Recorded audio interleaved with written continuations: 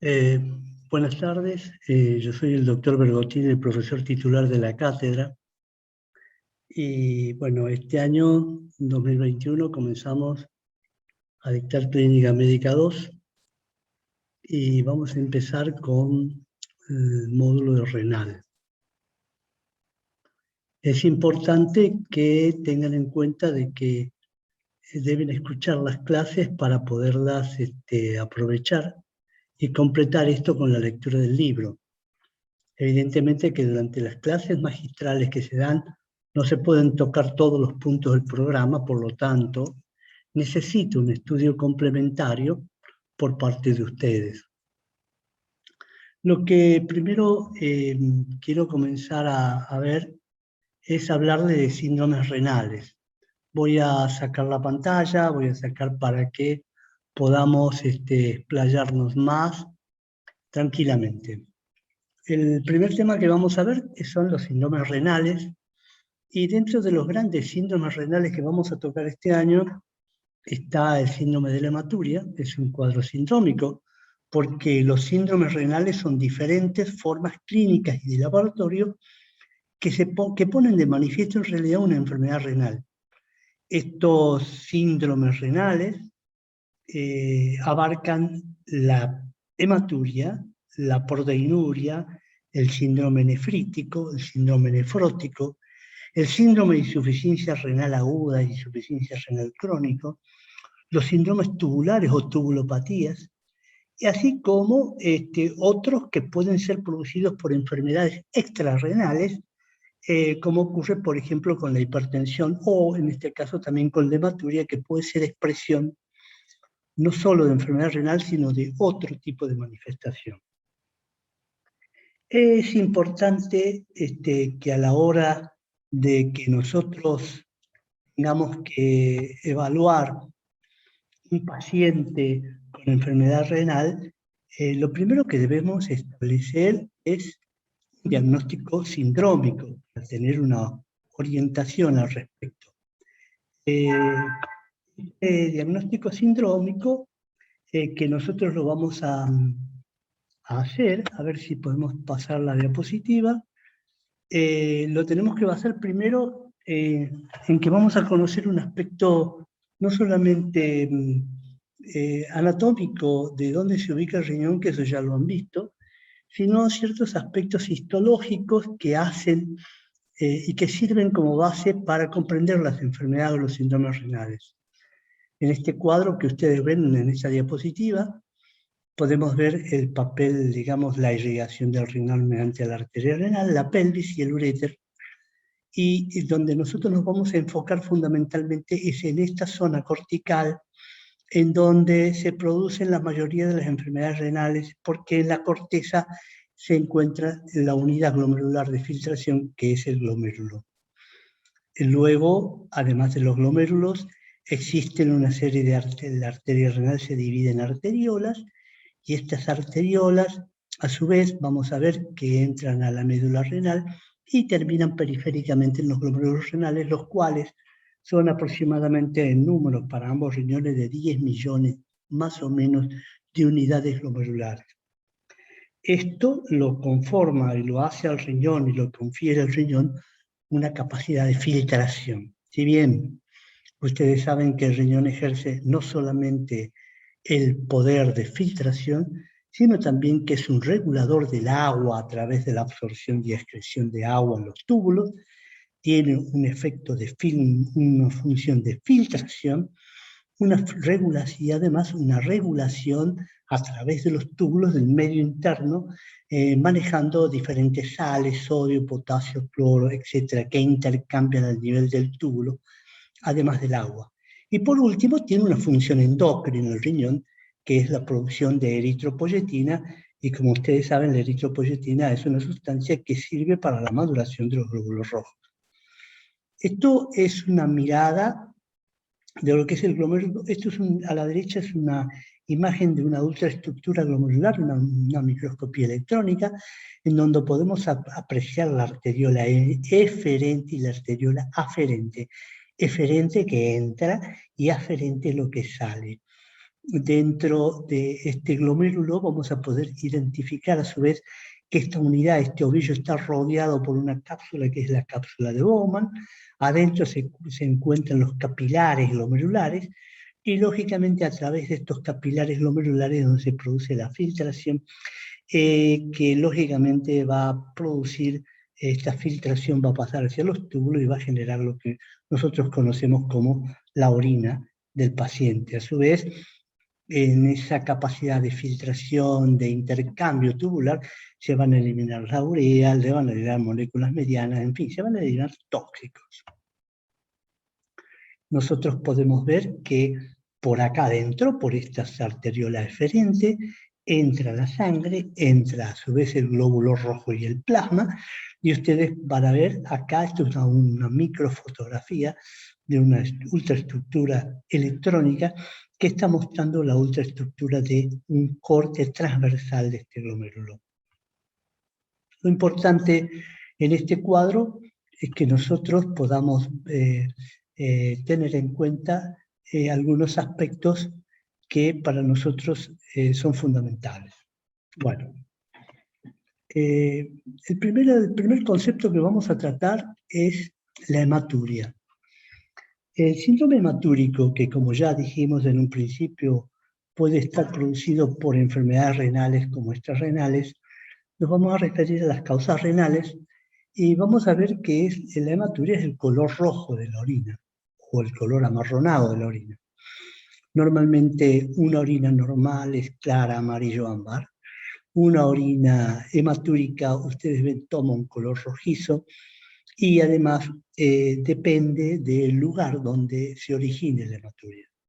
Si la hematuria tiene origen glomerular, o sea, donde a través de los glomérulos pasan los glóbulos rojos, este paso de glóbulos rojos produce una deformación de los glóbulos rojos, como ustedes ven, en anillo, inclusive también llamado glóbulos rojos dismórficos, y el hallazgo dentro de una orina hematúrica de glóbulos rojos dismórficos nos está expresando que ha tenido dificultad para el paso por el glomérulo, y esto nos está hablando indirectamente de enfermedad glomerular.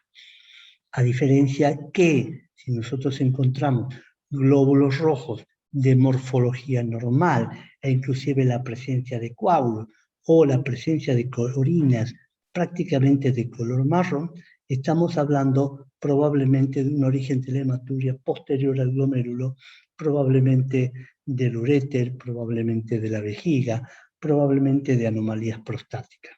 ¿Cómo definimos la hematuria? Además de decir que es la presencia de sangre en orina. Hay muchas sustancias que pueden colorar la orina sin que necesariamente sea sangre. Definimos hematuria cuando hay más de 2 hematíes por campo en el sedimento urinario, o cuando hay más de 8.000 hematíes por milímetro cúbico de orina centrifugada, o cuando hay más de 13.000 glóbulos rojos por mililitro en orina no centrifugada. Esto es claro para tener en cuenta. Cuando nosotros, ¿qué características tienen entonces, para insistir, qué características tiene una hematuria glomerular? Una hematuria, nosotros sospechamos que el origen es el glomérulo cuando es la misma de color rojizo o color Coca-Cola. Hay patologías que pueden dar orina color Coca-Cola y que no necesariamente obedece a hematuria, como es la hepatitis.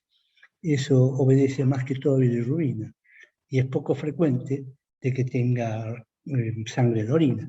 Sin embargo, también es importante tener en cuenta que hay ciertas hepatitis, como la hepatitis B, las formas agudas, que son virus hepatotropos, pueden lesionar secundariamente el riñón y constituir una glomerulopatía. De todas maneras, a la hora de distinguir la hematuria, el origen de la misma, nos vamos a fijar fundamentalmente en la forma de los glóbulos rojos. En las formas glomerulares, el 70% de los glóbulos rojos son dismórficos. Generalmente se acompaña de proteinurio y hay cilindros celulares. ¿Qué es la expresión de cilindros? Y los cilindros celulares son los que se forman en los túbulos. Forman cilindros por acúmulo de células, en general son células epiteliales.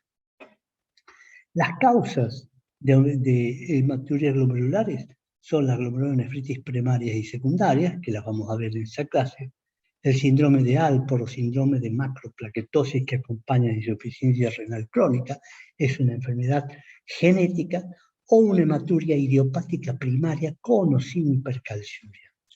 Existen como causas de hematuria extraglomerular más frecuentes orinas de color rojizo a rosado, en donde el 70% de los glóbulos rojos son normales o isomórficos. Hay ausencia de proteinuria porque no está rota la barrera glomerular, o si existe es mínima, nos vamos a referir más adelante al hablar de proteinuria, y hay ausencia de cilindros celulares y hay presencia de coágulos que normalmente no lo hay en la hematuria glomerular. Las causas de hematuria extraglomerular son múltiples. Yo aquí pongo solo las más importantes, como la enfermedad vascular renal, la nefritis túbulo-intersticial, que puede ser tóxica o producida por drogas, perdón, se avanzó la diapositiva, tumores renales, sobre todo el hipernefroma, cálculos o tumores del tracto urinario, como son los tumores del urotelio, en la enfermedad quística renal, la necrosis papilar, frecuentemente vista antes, sobre todo por la toma excesiva de aspirina que producía necrosis papilar y hemorragia, la presencia de cálculos, como ya hemos dicho, infecciones, sobre todo las pielonefritis, los prostatismos, sobre todo pacientes que han sido sometidos a cirugía prostática endoscópica que quedan con hematurias extraglomerulares, sobre todo hematurias de esfuerzo, muchas veces por los vasos que quedan muy expuestos en el canal urinario, o directamente la presencia de coagulopatías. Una orientación diagnóstica de la hematuria. No voy a referirme a todos los aspectos que tiene esta tabla, por lo tanto les ruego la vean, pero voy a referirme solamente a los más importantes. La presencia de piuria y diasuria nos habla de infección o neoplasia. La presencia de infección respiratoria o digestiva reciente nos habla de la posibilidad de una glomerulopatía o nefropatía por IgA o una glomerulopatía posinfecciosa, como lo hemos visto, la postestreptocóxica.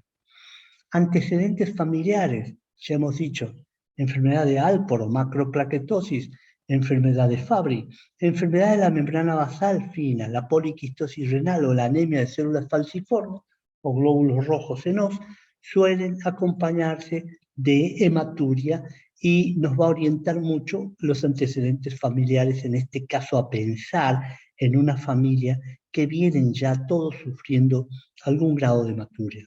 El dolor lumbar irradiado nos hace referencia a lo que es una litiasis o una obstrucción por coágulo. Síndrome prostático me referí. Hematuria de ejercicio o trauma reciente es poco frecuente de ver. El sangrado a otro nivel en pacientes, por ejemplo, anticoagulados. O la hematuria cíclica de mujeres en que descartar endometriosis también es una cosa rara de ver. La producida por fármacos, nefritis túbulo-intersticial o necrosis tubular aguda en el curso de una insuficiencia renal aguda. La piuria estéril o nefritis túbulo-intersticial aguda por infección por micobacterias, poco frecuente de ver, o los residentes o viajeros a zonas endémicas en infecciones por esquistosoma o por micobacteriosis. Este concepto de hematuria yo creo que lo tenemos claro porque es un signo en el cual vamos a ver en muchas patologías renales y tenemos que tener en cuenta en los diagnósticos diferenciales. ¿Qué es la proteinuria? Bueno, la proteinuria es la presencia de proteínas en orina. En cuanto a la cantidad de proteínas, fundamentalmente la proteína a la cual más referencia se hace es la presencia de albúmina en orina, que no es frecuente, que tampoco es habitual, y siempre la presencia de albúmina en orina está indicando patología. La presencia de albúmina menor de 30 miligramos en 24 horas, con un cociente de albúmina creatinina, dividiendo el hallazgo de albúmina dividido la creatinina, menor de 30 o un cociente albúmina creatinina en miligramos por milimol en menor de 3, normal o aumento moderado, consideramos. Sin embargo, antes considerábamos que menos de 30 miligramos en 24 horas de albúmina se podría considerar normal. Lo ideal es siempre, si nosotros detectamos albúmina, es estudiarlo al paciente. La presencia entre 30 y 300 miligramos de albúmina en orina de 24 horas, hablamos de aumento moderado, o hablamos de microalbuminuria.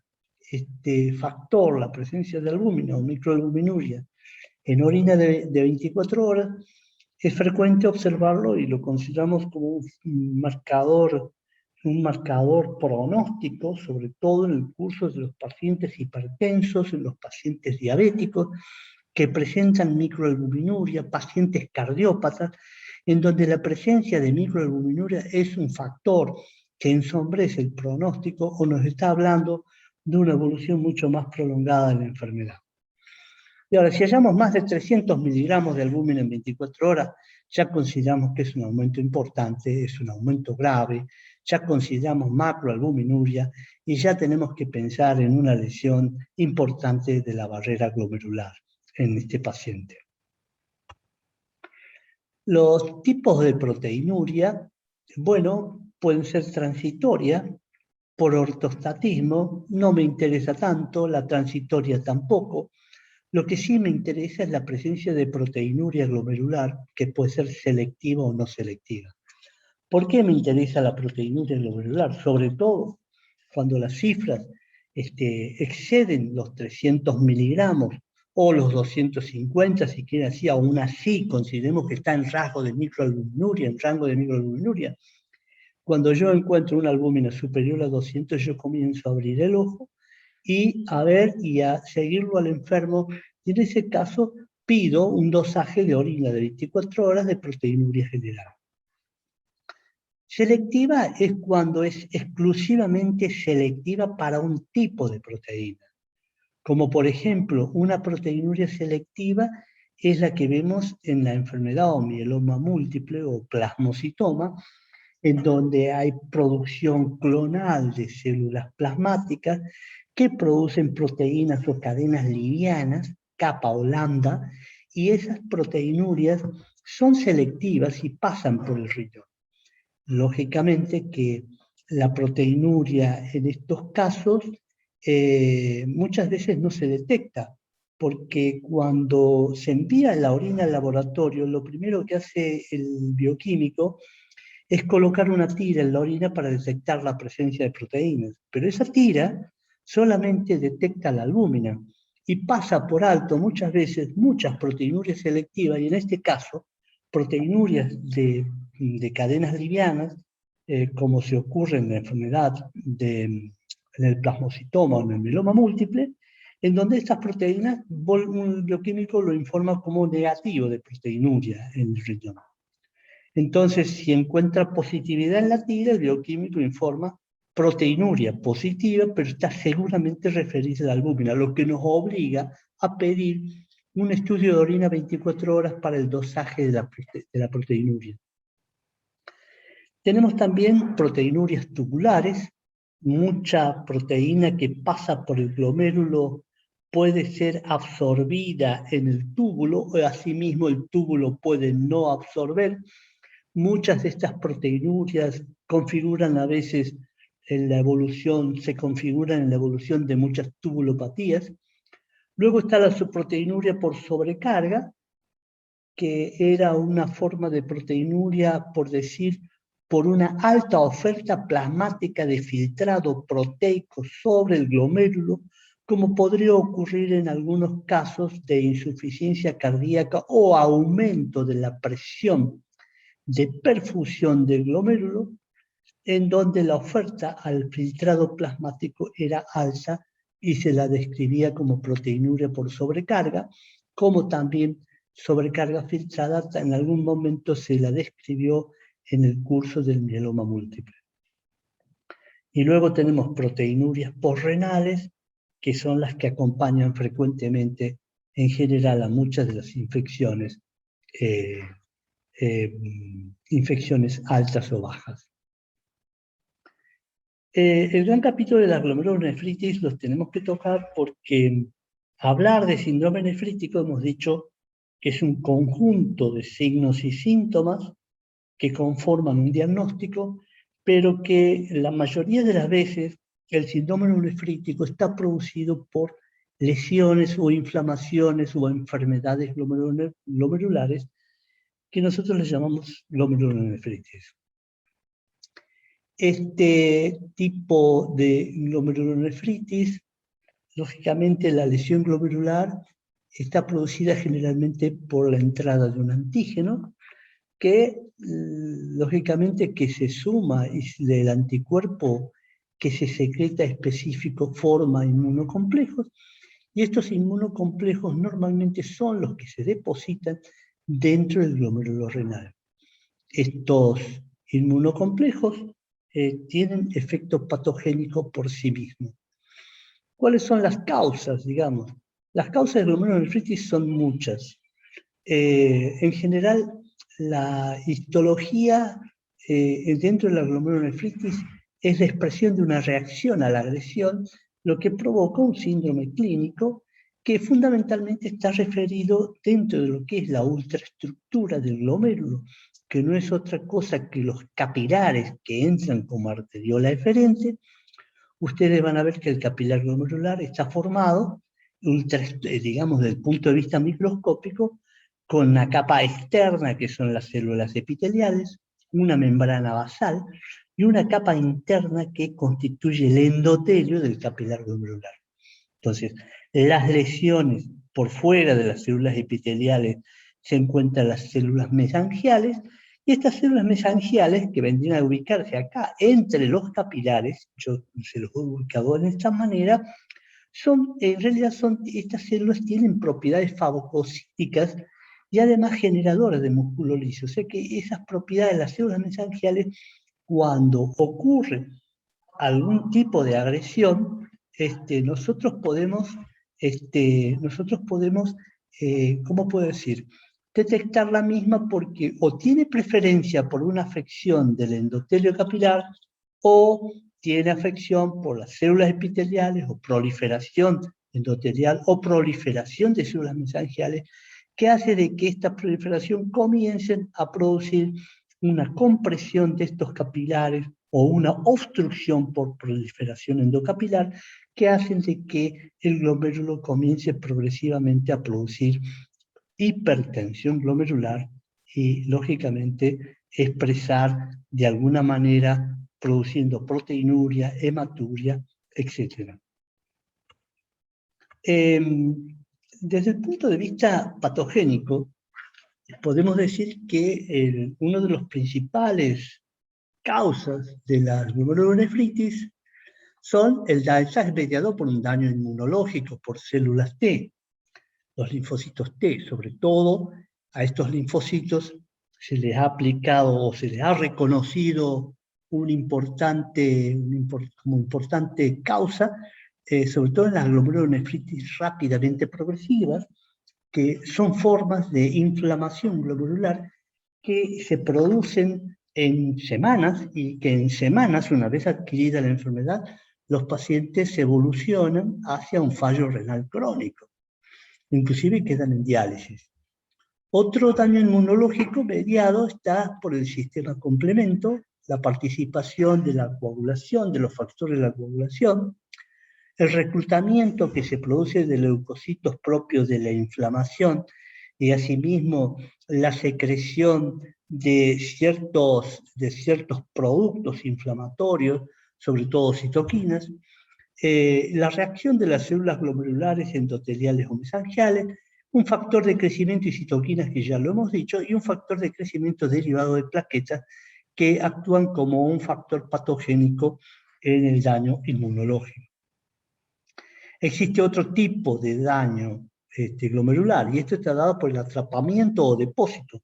Algunos antígenos son atrapados dentro del endotelio, dentro de los túbulos, fundamentalmente dentro de los glomérulos para producir su lesión, y otra es la captura dentro del glomérulo, que si bien es raro, ha sido descrito solamente en la enfermedad del suero, que es una reacción alérgica que se produce contra la administración de un suero, digamos, en el cual produce una reacción de hipersensibilidad inmediata. La glomerulonefritis, para tener una idea de en cuanto a hacer un repaso en cuanto a los mecanismos de acción, entonces al mecanismo de enfermedad es fundamentalmente daño inmunológico mediado por inflamación. Ese daño inmunológico es uno de los elementos más importantes descriptos. El segundo es el atrapamiento o la captura de antígenos a nivel glomerular.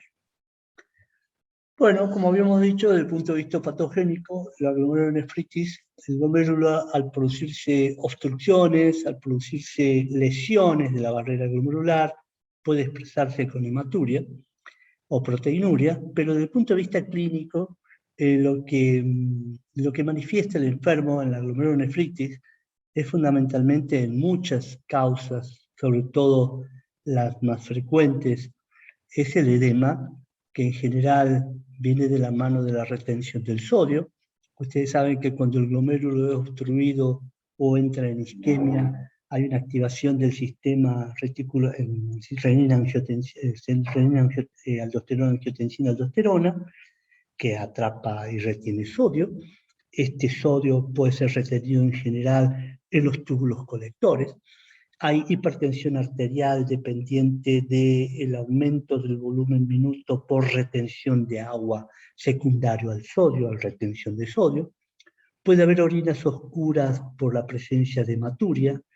Puede haber disminución del flujo urinario normal de 24 horas constituyendo oligurias y en algunos casos más severos y agudos oligoanuria, con una eliminación de orina en 24 horas, a veces menor de 600 centímetros cúbicos en 24 horas, sobre todo en las glomerulonefritis agudas postestreptocócicas. Proteinuria, generalmente mayor de 300 miligramos de proteínas en 24 horas, proteínas nos estamos refiriendo a albúmina fundamentalmente, y el aumento de la creatinina, que viene secundario a la disminución de la función renal y que posteriormente ese aumento de creatinina seguirá o no un aumento de urea. Las causas secundarias, muchas de las glomerulonefritis no son por inflamaciones primarias del glomérulo de corte autoinmune o inflamatorio, inespecífico, desconocido. Hay causas secundarias de glomerulonefritis cuyos síntomas y signos son los de la enfermedad subyacente. Sea, por ejemplo, hagamos de cuenta, una enfermedad como autoinmune, como el lupus eritematoso sistémico, puede cursar con una glomerulonefritis secundaria a su enfermedad lúpica. Puede haber enfermedades secundarias o síntomas secundarios, por ejemplo, en la enfermedad por anticuerpos antimembrana basal. Puede haber enfermedad o glomerulonefritis secundaria en la enfermedad de Busch-Pasteur. Puede haber secundarismo en la enfermedad de Wegener, que es una glomerulonefritis en la cual además cursa con lesión pulmonar. Entonces, las formas secundarias no tendríamos tanto problema, ya que una buena historia clínica nos ayudaría a comprender algunos signos y síntomas que nos van a orientar al diagnóstico de secundarismo. ¿Cómo se clasifican las glomerulonefritis? Bueno, las formas agudas de glomerulonefritis, formas rápidamente progresivas, hematuria macroscópica recurrente y glomerulonefritis crónica. Esta es una clasificación. Yo podría decir que clínicamente hay una forma aguda y una forma crónica, que sería lo más fácil.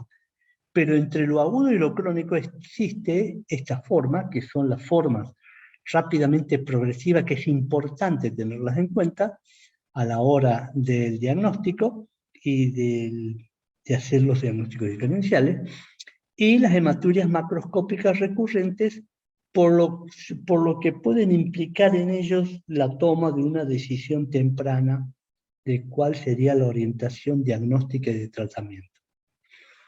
Las formas agudas, para decirle una glomerulonefritis aguda de ejemplo, la glomerulonefritis post-estreptocóxica, secundaria a una infección producida por el estreptococo beta hemolítico.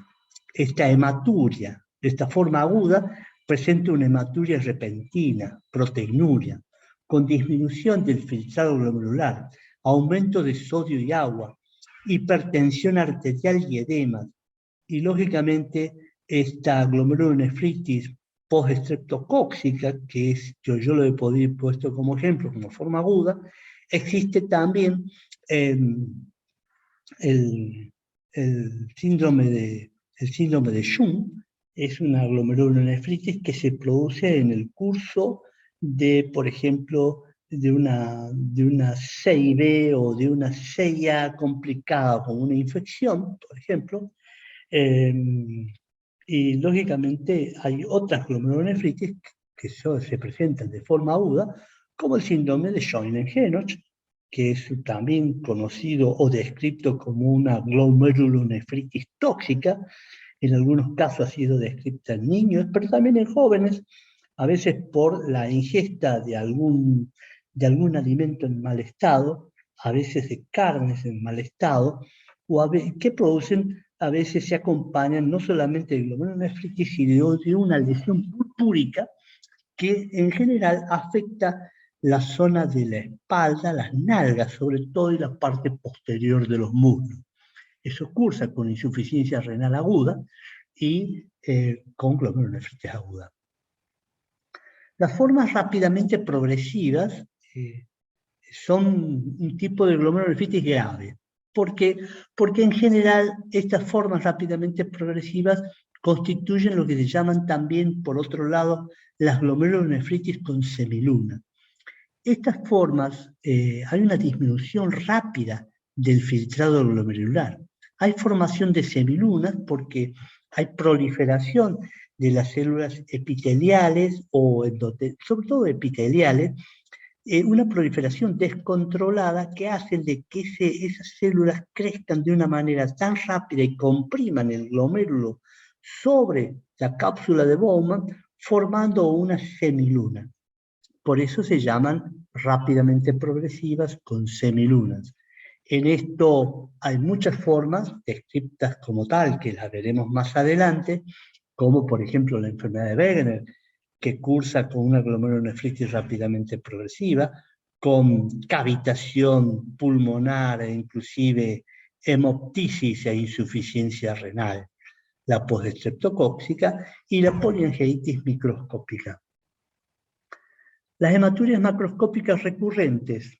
La tercera forma la tenemos en cuenta como tal porque se ha descrito como tal a las glomerulonefritis por IgA o glomerulonefritis posinfecciosa, sobre todo posterior a una infección vírica respiratoria, o también ha sido descrito en el síndrome de Alport o macroplaquetosis, en el cual, además de la glomerulonefritis, se ha descrito una alteración en la función de estas plaquetas, a pesar de que sean macroplaquetas. Cursan inclusive con insuficiencia renal y terminan en diálisis. Y luego están las glomerulonefritis crónicas, que son poco sintomáticas, cursan con hematuria y proteinuria por largo tiempo, sin diagnóstico, hasta que cuando presentan la clínica realmente estos pacientes es demasiado tarde para tomar una medida, porque el riñón ya se encuentra prácticamente en un estado de pérdida de masa nefronal mayor a un 40%.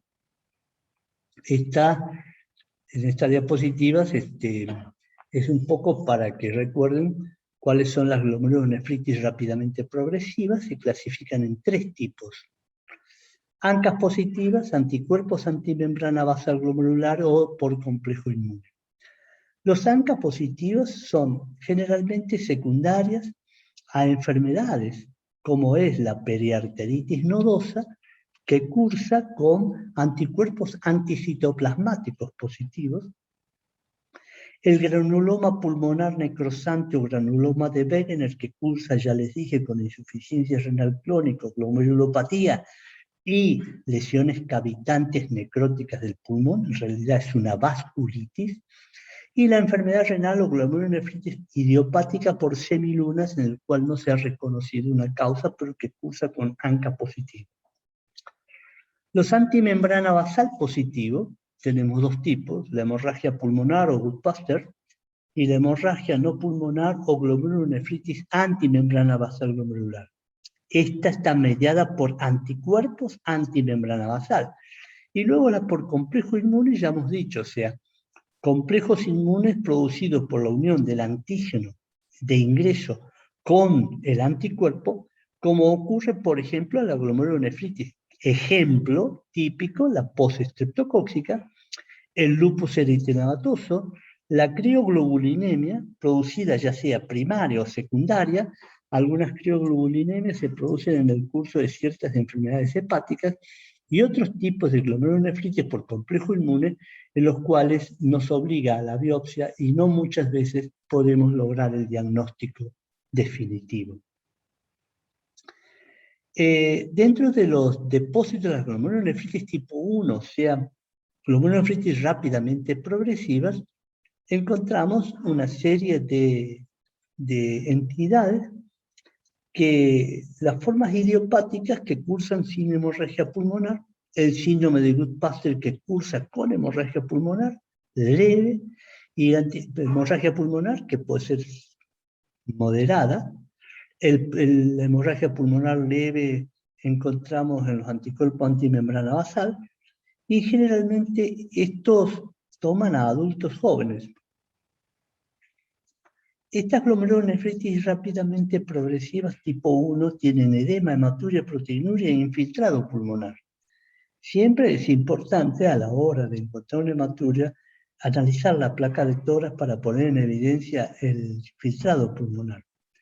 El diagnóstico es detectar los anticuerpos,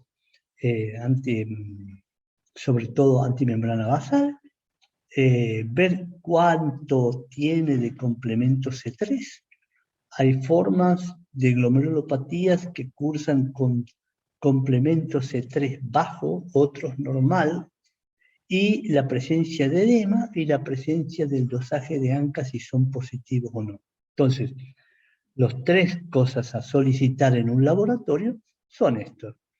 En general, el tratamiento de estas formas, tanto del Goodbuster, tanto del anticuerpo antimembrana basal, el tratamiento básico es tratar de sacar esos anticuerpos del plasma. Para eso hacemos plasmaféresis, usamos corticoides, usamos inmunosupresores e incluso se ha llegado al trasplante renal. Pero evidentemente la primera medida es la plasmaféresis. Las tipo 2, que ya hemos dicho, se caracterizan por depósito de IgG, IgM, IgA y C3 capilar y mesangial. O sea, ¿cómo vemos nosotros? Esto ya se lo van a dar en la parte de glomerulopatías. Yo voy adelantando a los efectos de que ustedes vayan acostumbrándose al lenguaje de lo que van a encontrar como enfermedad renal. En general, la instalación en el tipo 2 de la insuficiencia renal es rápida. En los tipo 2 hay son ANCA negativos y anticuerpos contra la membrana basal son positivos. Los complejos inmunes están disminuidos, las crioglobulinas disminuidas y la C3 disminuida. La biopsia hay semilunas y normalmente tratamos con pulsos de prednisolona. La tipo 3, excreción renal o vasculitis necrotizante. Hay ausencia de depósitos inmunes, pero lo importante de esto es que estas formas son secundarias a Wegener y poliangelitis microscópica, que aquí es tipo 3, pero en otras clasificaciones la consideran tipo 1. Lo más importante es que ustedes graben la primera clasificación que voy a hacer yo, que es esta, quisiera que la graben, y la otra, nada más que es otra forma de encarar este tipo de glomerulopatía. Las formas primarias, entonces, la clasificación de las glomerulopatías son primarias o secundarias. Las formas primarias son la postestreptocóxica, la glomerulonefritis rápidamente progresiva, la glomerulonefritis de cambio mínimo, la glomerulosclerosis focal, la glomerulonefritis membranosa, la glomerulonefritis por IgA y la glomerulonefritis mesangiocapilar. Y luego están las formas secundarias que nos hemos dicho que son fundamentalmente secundarias a enfermedades sistémicas, como el lupus, por ejemplo, la diabetes, por ejemplo, glomerulonefritis secundarias a hipertensión arterial por esclerosis glomerular secundaria, glomerulonefritis secundaria a procesos crónicos por acúmulo de amiloide, etc. Dentro de la glomerulonefritis que nosotros no podemos dejar de ver son las formas postestreptocócicas. Existen dos etapas de la vida en la cual la postestreptocócica afecta. Una en los niños entre los 5 y los 9 años, y otra en los ancianos después de los 60-65 años. Es frecuente la enfermedad estreptocócica con una incidencia entre 9 a 28 casos cada 100.000 habitantes. Como antes, si se tenía entendido, se creía que eran responsables de la enfermedad estreptocócica fundamentalmente las faringitis. Las faringitis, en el caso de la lesión glomerular, son responsables solamente entre el 5 al 10% de las formas glomerulonefríticas postestreptocócicas, siendo que las infecciones de piel, sobre todo la celulitis o la celulitis por estreptococo o la erisipela, sobre todo en miembros inferiores, en personas mayores, responden casi al 25% a la incidencia de presentación de esta enfermedad. Y desde el punto de vista clínico, estos pacientes, en realidad, sobre todo en los niños, en los adultos también, pero sobre todo en los niños, el primer síntoma está dado por los signos de sobrecarga de volumen. En los niños no es frecuente que estén con los pies hinchados. En los niños no es frecuente tampoco que tengan una sobrecarga de volumen tan importante que los pueda llevar al edema agudo pulmón. A veces los ocultan, sobre todo los pediatras, y muchas veces uno no puede creer que un niño esté con edema agudo pulmón. Lo primero que piensa es que o tiene una cardiopatía congénita que le está produciendo sobrecarga, pero nunca la presencia de una infección que le ha provocado una glomerulonefritis postestreptocócica al niño. En general, tiene una hematuria macroscópica, el niño la refiere como o color Coca-Cola, o cuando orinan, la presencia como si se produjera humo en la entrada de la orina sobre el agua en forma humeante. Es la descripción que hacen cuando la orina cae en el inodoro. En general presentan insuficiencia renal, presentan ira, y ¿por qué no? Algunos pacientes se presentan inclusive en una menor cantidad, un 10%, con signos de encefalopatía. Encefalopatía producto de la hipertensión, caracterizada fundamentalmente por sopor, por náuseas, por vómitos, por escotomas, trastornos visuales que acompañan al aumento de la presión vascular sobre el cerebro. En general, a estos pacientes solo basta el interrogatorio, el hecho positivo de la infección, la detección de la infección. No hace falta una biopsia, porque en general es la historia clínica lo que nos da el diagnóstico. Entonces, ¿por qué? Porque la biopsia, realizar una biopsia en un niño o en un adulto en el cual es evidente el diagnóstico de infección estreptocócica, en general no está exenta de complicaciones. Entonces, vamos a ver, en general tienen proteinuria, en general encontramos un sedimento urinario con hematíes, ya hemos dicho, dismórficos, la presencia de cilindros, urea y creatinina en plasma que están aumentando.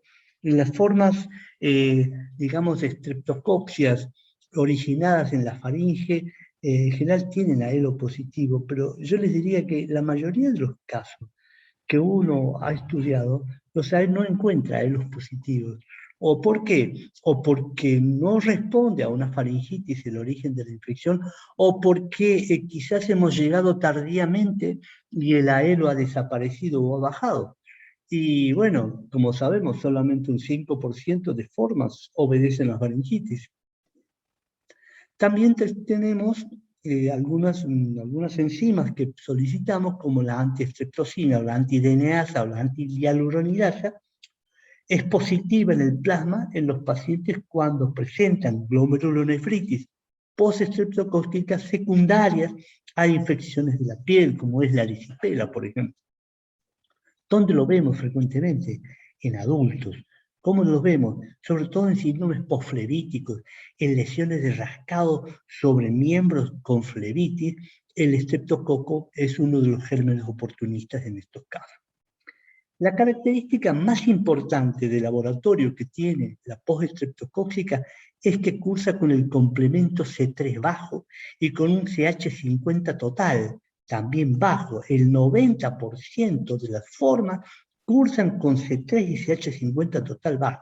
Y esto persiste bajo hasta las 8 semanas, que es decir, hasta los 2 meses.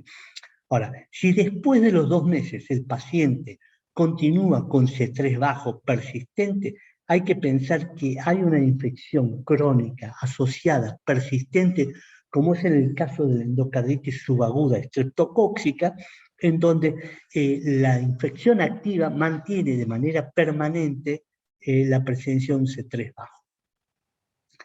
Para concentrar la orina, la capacidad de concentrar la orina que está alterada hace de que aumenten las cifras de urea, hace que disminuya el sodio en orina, porque esto es secundario a un aumento de la reabsorción tubular del sodio. Cuando nosotros decidimos un tratamiento para estos pacientes, bueno, lo primero que hacemos es indicar reposo, le indicamos dieta sin sal. En general, estos pacientes, el 90% de estos enfermos evolucionan de manera favorable hacia la curación, aunque no sabemos si en el futuro no tenemos un seguimiento a largo plazo en la adultez de estos niños, si realmente harán alguna lesión o quedan algunas lesiones glomerulares que posteriormente justifique un futuro, digamos, más sombrío en estos chicos que han tenido glomerulonefritis postestreptocóxica. Hacemos restricción hídrica y salina, y si con la restricción hídrica y salina no alcanzan por los edemas o no alcanza para el manejo de la hipertensión de la sobrecarga, solemos agregar furosemida para disminuir, para aumentar la diuresis, y lógicamente restringimos el potasio. Los antibióticos no tienen utilidad porque en general cuando hacemos el diagnóstico, salvo que haya infección aguda, no los usamos, solamente usamos en el caso de que haya infección persistente, son sensibles a penicilina, solo con ello podemos hacer, aunque en general he asociado otros gérmenes de nuestras infecciones. Y por último, los pacientes con severa sobrecarga, severa hipertensión, en donde luego de 1 o 2 meses no resuelve y pueden ir a la insuficiencia renal, en general las formas postestreptocóxicas que evolucionan a la insuficiencia renal se convierten en formas rápidamente progresivas, con formación de semilunas y con evolución hacia una diálisis. Esto es un corte, un preparado de la glomerulonefritis postestreptocóxica. Ustedes ven los depósitos que se producen de inmunocomplejos, que los podemos ver en esta lesión glomerular difusa. Vamos a ver, normalmente vamos a ver la proliferación que es endocapilar por dentro, inclusive mesangial, infiltración neutrofílica. Ya sabemos, no vamos a seguir más, que es un depósito, obedece a depósito inmunocomplejo, y normalmente lo que sí es importante es que los depósitos subepiteliales, sobre todo dependientes subepiteliales, son depósitos IgG y C3, que lo podemos evidenciar este depósito con la inmunofluorescencia hacia el IgG y al C3, y lógicamente forman las famosas jorobas o humps que pueden ser detectadas y pueden ser no solamente, sobre todo en la microscopía electrónica. Solo vuelvo a repetir, indicamos la biopsia cuando hay persistencia de síntomas y cuando, bueno, pensamos que este paciente va a ir a diálisis o constituye formas rápidamente progresivas, en donde lógicamente el futuro del enfermo no es muy bueno. Como había dicho antes, el pronóstico es muy bueno, solo el 1% se mueren. Pensar en una oliguria o una anuria de entrada o muy precoz en la presencia o en la evolución de una glomerulonefritis rápidamente progresiva, pensamos en una glomerulonefritis rápidamente progresiva, sobre todo por la presencia de anuria rápida, oliguria. Algunos van a la cronicidad, pero son los menos, y en estos casos solamente, ya dijimos, tienen indicaciones de biopsias. Otra glomerulonefritis que no debemos dejar de pensar son la de cambios mínimos. ¿Por qué se llama glomerulonefritis de cambios mínimos? Porque prácticamente los cambios glomerulares son prácticamente en la microscopía óptica detecta glomérulos prácticamente normales. Es también llamada enfermedad nula, como enfermedad lipoidea, es característica de los niños y el 90% ataca a gente joven, a niños, y es responsable, una de las primeras responsables, no solo de glomerulonefritis, sino también de síndrome nefrótico, porque produce proteinurias muy importantes. En los adultos hay formas idiopáticas, y sobre todo en los adultos la toma de AINES o las formas paraneoplásicas, o sea, es la expresión de una neoplasia, pero que se expresa en el riñón, se manifiestan por glomerulonefritis de cambios mínimos. Las biopsias, ya dijimos, es normal o leve proliferación mesangial.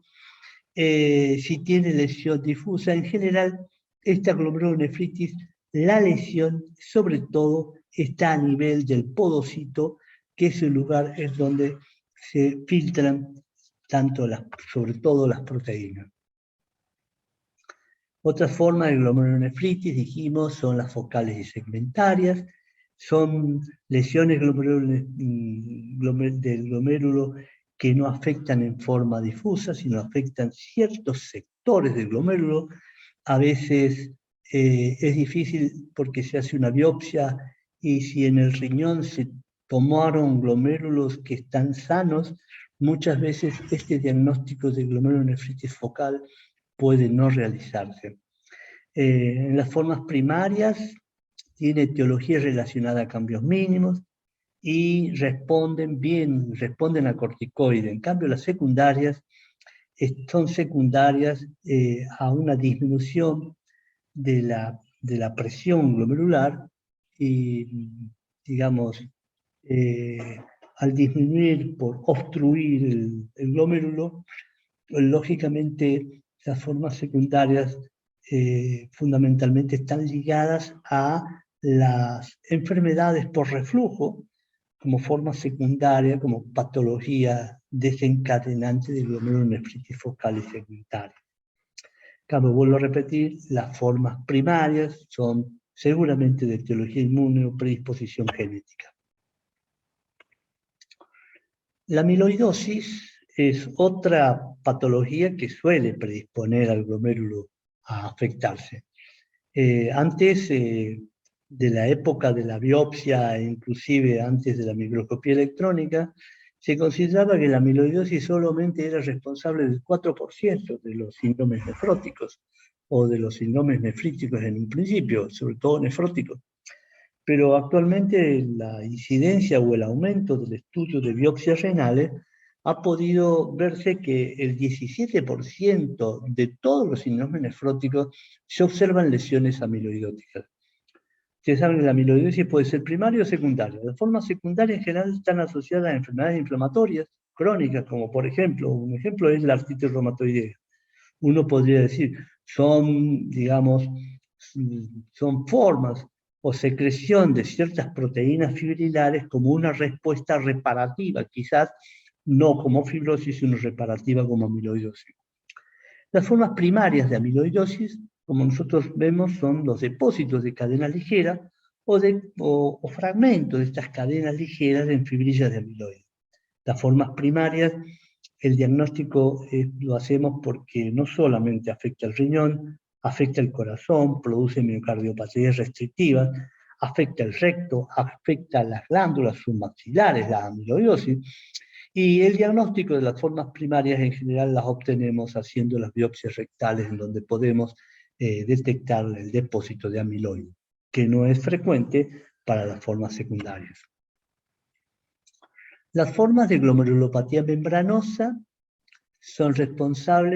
eran responsables antes del 30% y consideramos que junto a la glomerulonefritis de cambios mínimos era la patología más frecuente como responsable de la presencia de proteinuria severa en orina. La forma idiopática es poco frecuente en los niños. Afecta por arriba a los 35 años, tiene proteinuria sintomática con o sin hematuria, y cada vez que aparece una forma membranosa existe, digamos, podríamos decir, la intriga de siempre asociarla, sobre todo en personas mayores, cuando la glomerulopatía membranosa aparece en la biopsia, pensar en la posibilidad de que sea generado o una expresión paraneoplásica, y debemos investigar si hay neoplasia asociada, por ejemplo, si hay cáncer de pulmón, si hay cáncer de mama, en donde ha sido descrito en las formas crónicas de cáncer la presencia de formas membranosas. El 20% asocia trombosis de la vena renal. ¿Cómo sospechamos la presencia de trombosis de vena renal? Y bueno, porque las proteínas, lejos de ser severas, son gravísimas. Y normalmente nosotros la trombosis de la vena renal la pensamos cuando las proteinurias en orina exceden los 10 gramos en 24 horas, y cuando esta proteinuria en general es acompañada por síntomas o dolores, inclusive en la fosa lumbar de aparición súbita. Y esto es sumado a la presencia de la proteinuria, pensamos en las trombosis de la vena renal. El 90% de las formas membranosas en niños remiten espontáneamente en 5 años. En los adultos la remisión espontánea es más baja, 25%, y el 14% de ellos van a la insuficiencia renal crónica en 5 años y el 35% en 10 años. Entonces, la proteinuria persistente más de 8 gramos a 10 gramos en 6 meses, la elevación de creatinina sérica, el compromiso tubulointersticial, el sexo masculino, la hipertensión y la excreción urinaria de beta-2 microglobulina, pensar en la posibilidad de estar ante una glomerulopatía membranosa. Las formas rápidamente progresivas las hemos visto, no voy a volverlas a tocar, por lo tanto voy a pasar a las formas de nefropatías por IgA o glomerulonefritis por IgA. El depósito de IgA, de inmunoglobulina A, produce cambios histopatológicos moderados, produce proteinuria, generalmente puede llevar al síndrome nefrótico, y función renal conservada.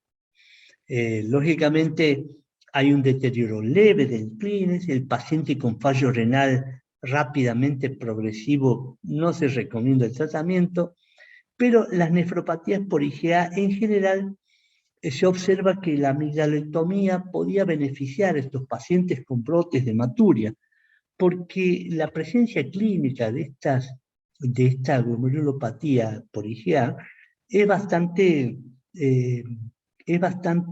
tórpida, pero en general se caracteriza por la presencia de hematuria macroscópica en general, la nefropatía por IgA. Eso es cuando nosotros la debemos sospechar. Las formas crónicas de glomerulopatía está la insuficiencia renal progresiva, la hematuria y la hipertensión arterial. Entonces, esto es una clasificación: glomerulonefritis crónica, clase 1, riñón normal; clase 2, nefropatía mesangial, depósitos en la microscopía óptica, la orina es normal, la proteinuria es leve, es generalmente entre 300 y 500 miligramos de proteinuria en orina de 24 horas.